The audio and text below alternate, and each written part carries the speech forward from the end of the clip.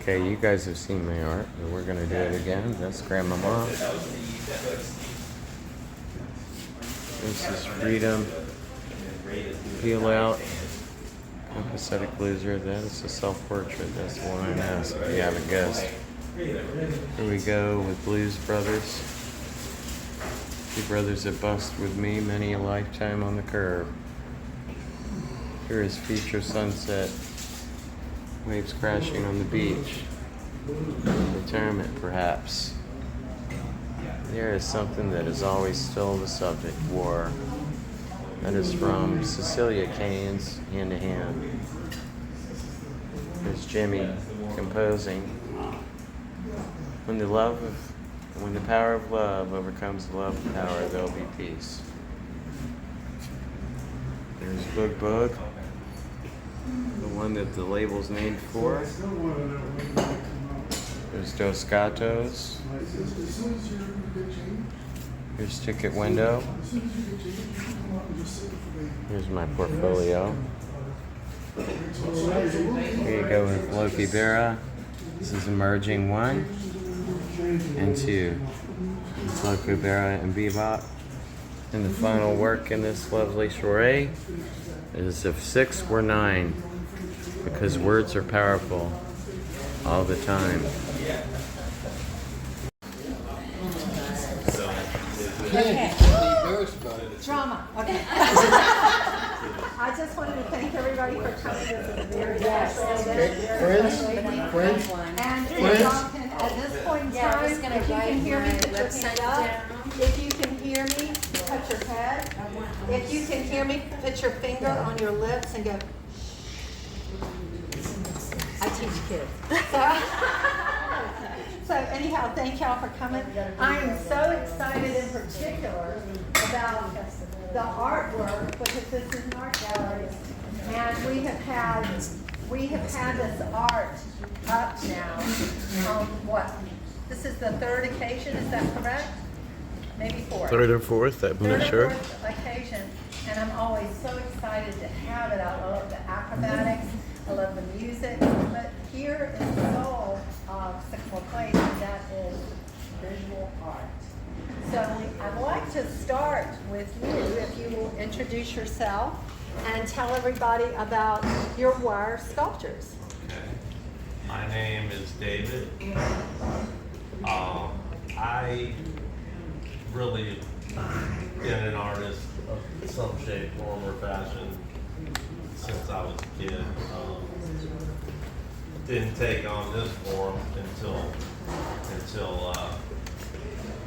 I got sick with MS, and I lost some ability to do what I did before, and so I dove into this.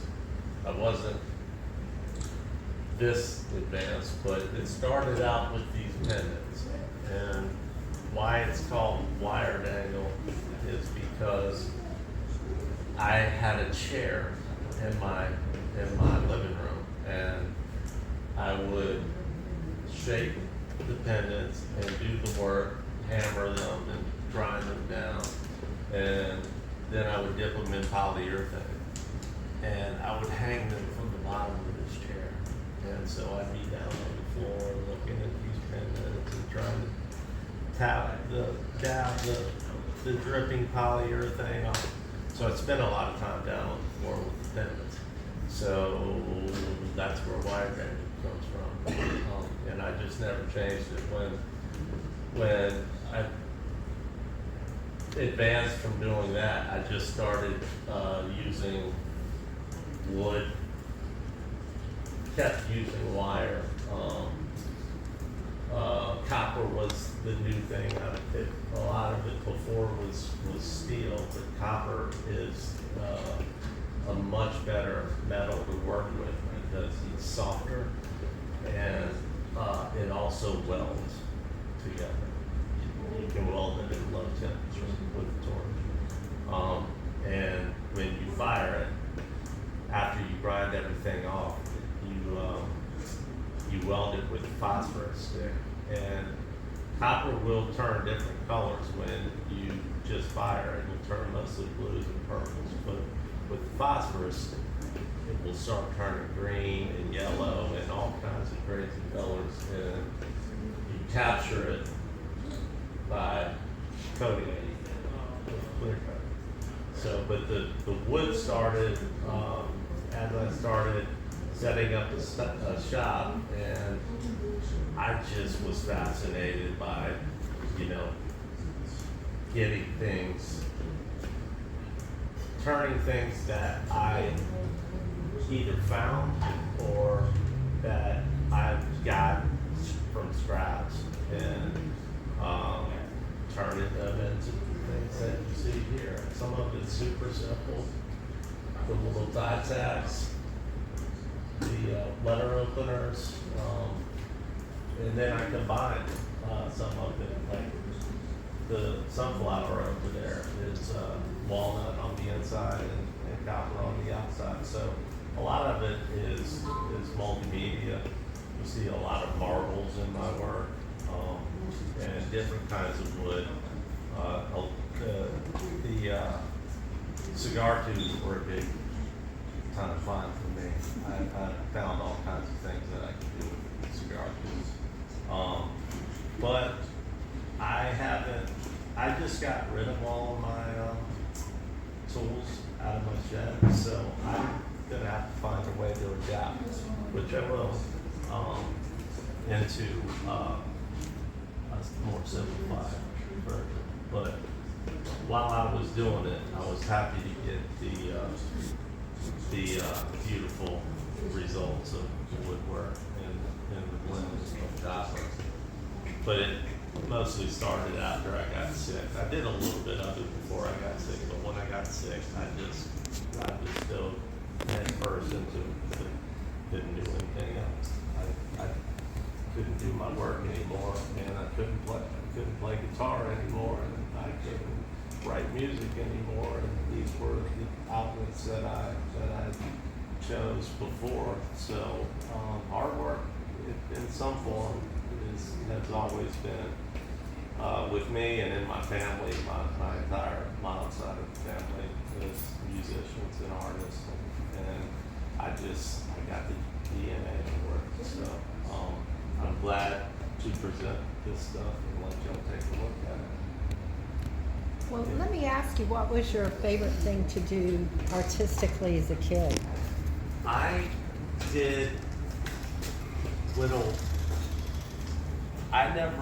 Well, obviously you don't have any money as a kid, but I would build for birthday gifts and whatnot. I would build birthday gifts for my sisters.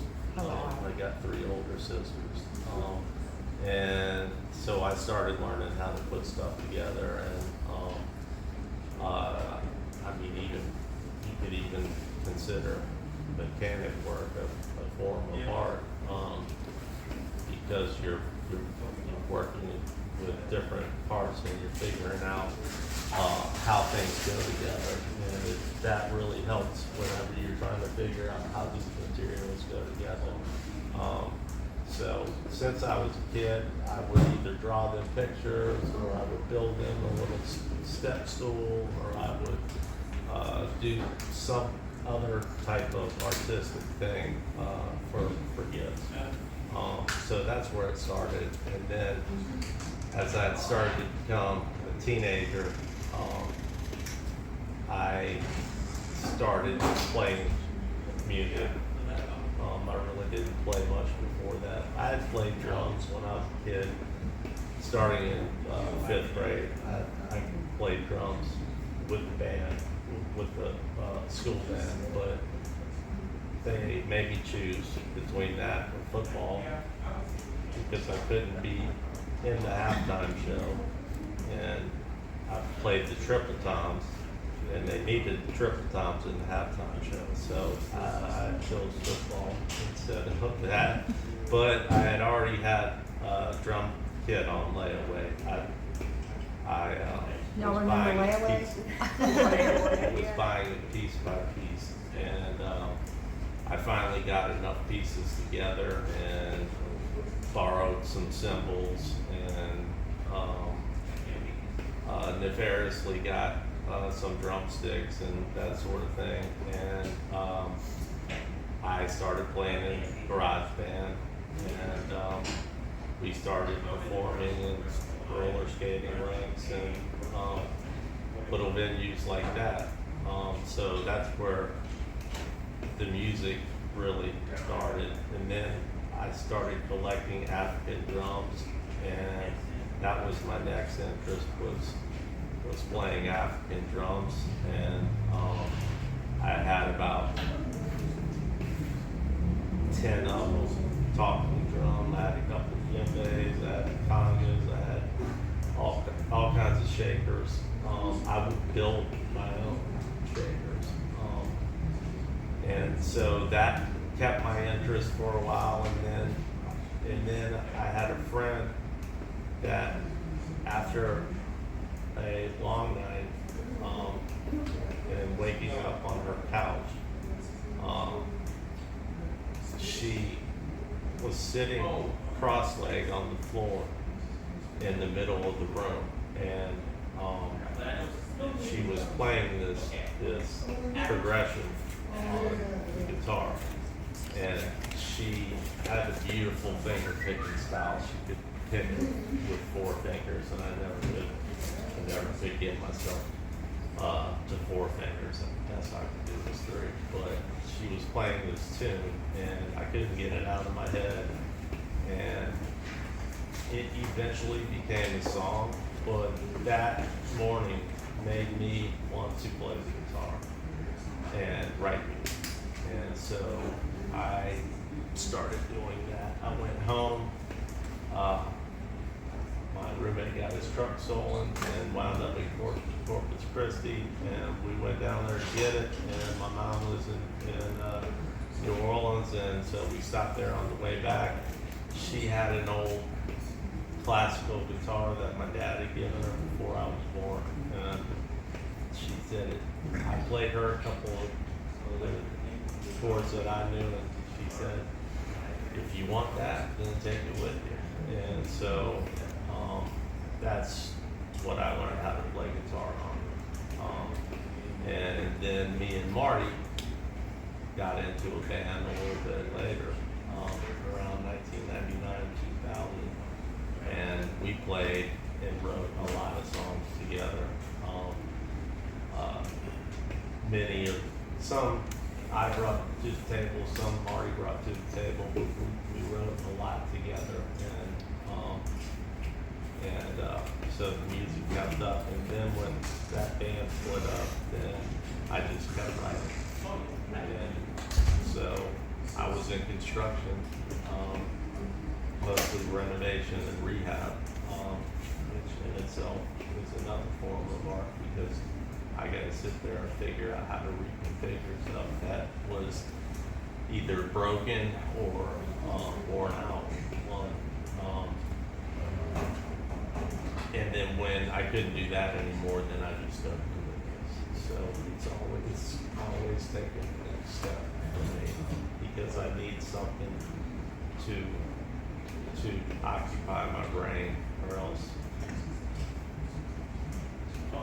I'm not happy, subject to depression if I don't do that.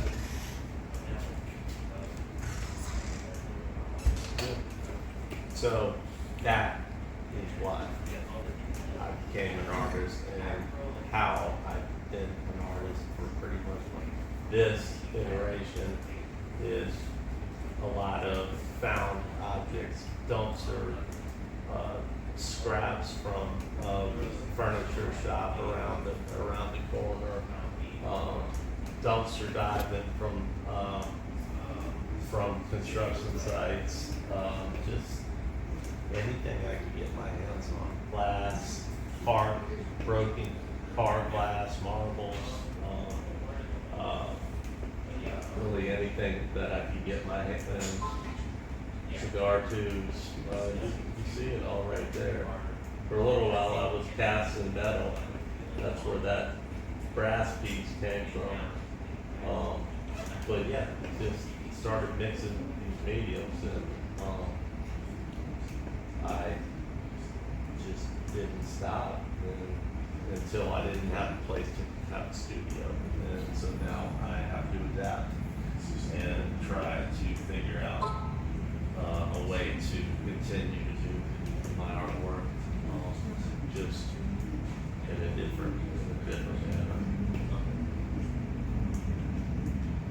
Anybody else? Neil, Marty, do you have anything to add to that? I mean, y'all have been collaborating, it sounds like, for years. Oh, he's phenomenal. And How did it all of affect that your old, art? all that old music's going to come out of the vault. We're going to be renovating with the Dangato collection as soon as we kvetch over winter about that. Got some amazing history together. This man actually is the reason that I've done my philanthropy as long as I have. He made the frames for the posters we gave to the first performers way back in 1998. He's been an incredible force of nature. And if It's y'all an want honor to know do this. about her, is that her? Oh, it's all in the book. You have to read it. Oh my God. Sorry, Marty. But what I really love. It's the Second City art show. That's really okay. Beautiful. It's beautiful prose. I mean, if you haven't had an opportunity to read the prose, it's stunning. Well, thank you. I just said a whole lot of fluff. And then when you get to the back, you see the interpretations of Marty by a variety of artists. You see her art, and then you see, I was an art model for about 30 years. yeah. And So there's a lot of different artists in there. Have a perusal. The biggest thing I would say about art is do it. Don't let anybody say that you cannot. They tried to tell me that baloney in 7th grade, and I've been an artist ever since. Just do it. For real. Just express yourself. There's nobody like you. There's nothing like creating to honor the creator. It's why we're here. Don't ever be afraid. You're a meat-covered skeleton going through the universe at the speed of light. What are you afraid of? This lady is amazing. She's afraid of nothing. Y'all give Sylvia Cross a round. Thank you. Amazing supporter of the arts. And if y'all want to